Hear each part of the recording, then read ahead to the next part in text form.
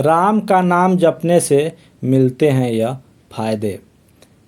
एक व्यक्ति जो हमेशा राम के नाम का जप किया करता था, धीरे धीरे वह काफ़ी बुजुर्ग हो चला था, इसलिए एक ही कमरे में पड़ा रहता था।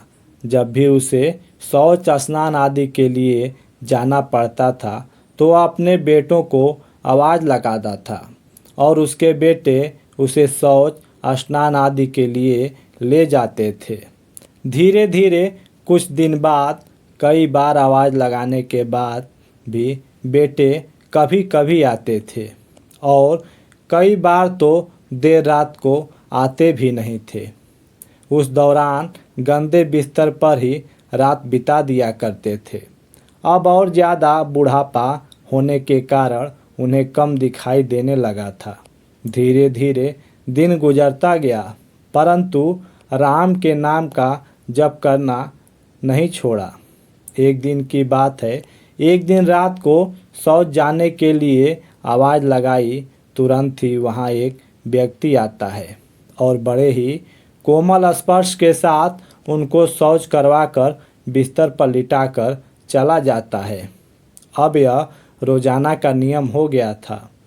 एक रात को तो उस बूढ़े व्यक्ति को शक हो गया था कि पहले तो रात में बेटे को आवाज़ लगाने के बाद भी नहीं आते थे, लेकिन यह तो दूसरे ही पल आ जाता है और साथ ही बड़े कोमल स्पर्श के साथ शौच करवा देता है।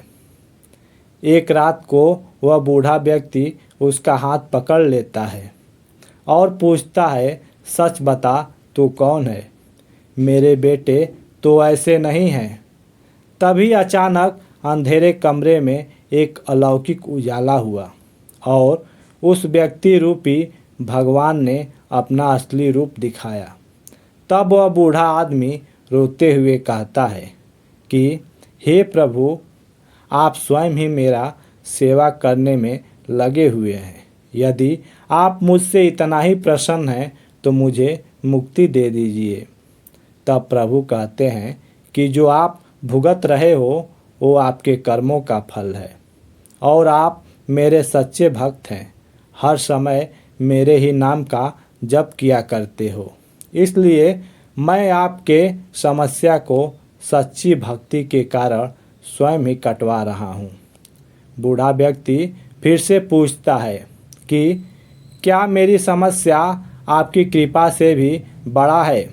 क्या आपके कृपा से मेरे दुख का निवारण नहीं हो सकता?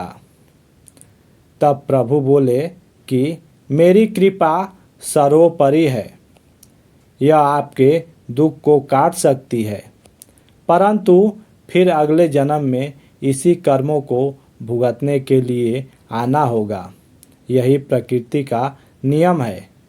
इसलिए तो मैं आपके कर्मों को स्वयं अपने हाथों से कटवाकर जन्म मरण से मुक्ति देना चाहता हूँ। प्रभु फिर से कहते हैं कि समस्या 3 तरह के होते हैं, मंद, तीव्र और तीव्रतम। मंद समस्याएं मेरे नाम जपने मात्र से ही कट जाते हैं, पर तीव्रतम दुख भुगतने ही पड़ते हैं, चाहे अवतार ही लेकर क्यों ना आओ। लेकिन जो मुझे श्रद्धा और विश्वास के साथ मेरा नाम जपते हैं, उनके दुख को मैं स्वयं साथ रहकर कटवाता हूँ और दुख के तीव्रता का एहसास तक नहीं होने देता हूँ।